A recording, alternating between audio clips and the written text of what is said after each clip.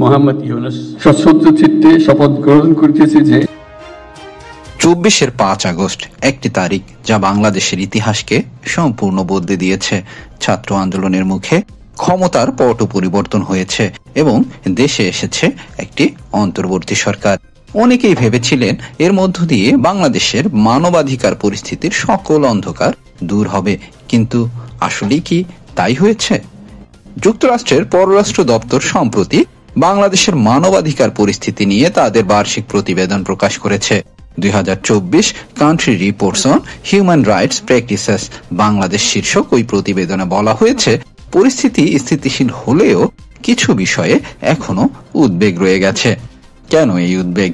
অন্তর্বর্তী সরকারের জন্য এই বার্তা কতটা গুরুত্বপূর্ণ? আজকের ভিডিওতে আমরা এই বিষয়গুলো নিয়েই আলোচনা করব। 5 আগস্টের পর কি পরিবর্তন এলো? যুক্তরাষ্ট্রের প্রতিবেদনটি বলছে, আগের আওয়ামী লীগ সরকারের আমলে বিচার বহির্ভূত হত্যাকাণ্ড, গুম, মত প্রকাশের স্বাধীনতার উপর বিধিনিষেধ ছিল নিয়মিত ঘটনা। ডিজিটাল নিরাপত্তা আইনের মতো কঠোর আইন ব্যবহার করে সাংবাদিকদের হয়রানি করা হতো। কিন্তু 5 আগস্টের পর পরিস্থিতি পাল্টাতে শুরু করে। পরবর্তী সরকার পুরনো মামলাগুলো প্রত্যাহার করার ঘোষণা দিয়েছে এবং আটক সাংবাদিকদের মুক্তি দিয়েছে।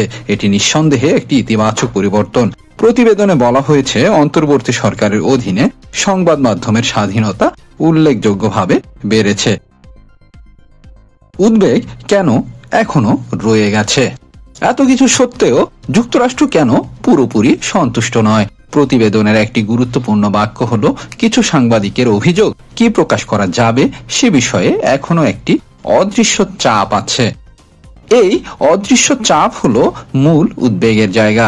এর অর্থ হলো, প্রকাশ্যে কোনো দমন পীড়ন না থাকলেও সাংবাদিকরা স্বতঃপ্রণোদিত হয়ে নিজেদের সেন্সর করছেন। তারা হয়তো ভয় পাচ্ছেন যে সরকারের কোনো বিষয়ে সমালোচনা করলে নতুন করে কোনো ঝামেলায় পড়তে পারেন। পাশাপাশি আগের সরকারের ঘনিষ্ঠ হিসেবে পরিচিত কিছু সাংবাদিককে গ্রেপ্তার করা হয়েছে। তাদের বিরুদ্ধে দুর্বল অভিযোগে মামলা হয়েছে বলে অভিযোগ। যুক্তরাষ্ট্র এই ধরনের প্রতিশোধমূলক আচরণকে মানবাধিকারের জন্য হুমকি মনে করছে। তাদের মতে, আইনের শাসন প্রতিষ্ঠার পরিবর্তে যদি রাজনৈতিক প্রতিশোধের জন্য আইন ব্যবহার করা হয় তবে তা গণতন্ত্রের জন্য ক্ষতিকর। এছাড়া অন্তর্বর্তী সরকার অক্টোবর ও নভেম্বরে আগের ক্ষমতাসীন দলের সঙ্গে সম্পৃক্ততার অভিযোগে 167 জন সাংবাদিকের অ্যাক্রিডিটেশন বাতিল করেছে বলেও প্রতিবেদনে উল্লেখ করা হয়েছে। অন্তর্বর্তী সরকারের জন্য বার্তা। যুক্তরাষ্ট্রের এই প্রতিবেদনটি অন্তর্বর্তী সরকারের জন্য একটি স্পষ্ট বার্তা বহন করে। এই সরকার ক্ষমতায় এসেছে মূলত জনগণের মানবাধিকার ও গণতান্ত্রিক অধিকার নিশ্চিত করার প্রতিশ্রুতি নিয়ে। তাই তাদের সামনে এখন দুটি বড় চ্যালেঞ্জ। প্রথমত, তাদের নিরপেক্ষতা প্রমাণ করতে হবে। পুরনো সরকারের দোষী কর্মকর্তাদের বিচার করা ভালো, কিন্তু একই সঙ্গে প্রতিশোধের মানসিকতা থেকে বেরিয়ে আসতে হবে।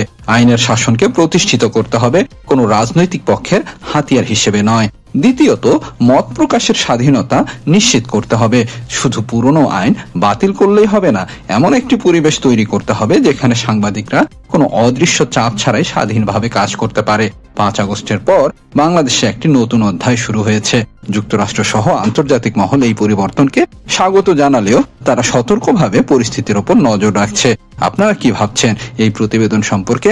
আপনার মতামত কি কমেন্ট বক্সে জানিয়ে দিন।